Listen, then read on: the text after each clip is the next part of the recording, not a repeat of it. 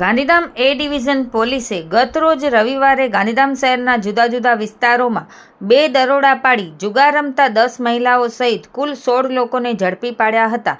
પ્રાપ્ત માહિતી અનુસાર લીલાસા નગરના વોર્ડ 12C પ્લોટ નંબર 73 પાછળથી લક્ષ્મીબેન ઠાકુરદાસ હુંજલાણી, રાજશ્રીબેન મોહન પરિહાર, સેજલબેન મોહન સોની, અજય રામજી વરુ, બળવંત કેવલરામ ઠક્કર, યશપાલ શ્રી પ્રેમાનંદ શર્મા, મનોહર રાજુ શેટ્ટી અને કલાબેન બળવંત ઠક્કરની ધરપકડ કરવામાં આવી હતી। તેમની પાસેથી રોકડા ₹44,210 અને 3 મોબાઈલ ફોન જપ્ત કરાયા હતા।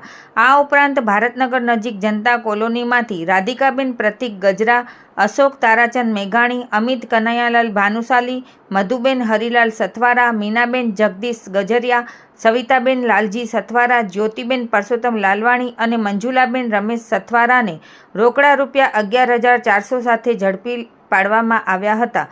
પોલીસે બંને દરોડામાં મોબાઈલ સહિત કુલ ₹1,06,10નો મુદ્દામાલ કબજે કરી કાયદેસરની કાર્યવાહી હાથ ધરી છે। આ કામગીરી એ ડિવિઝન પીઆઈ MD ચૌધરી અને સ્ટાફ દ્વારા કરવામાં આવી છે।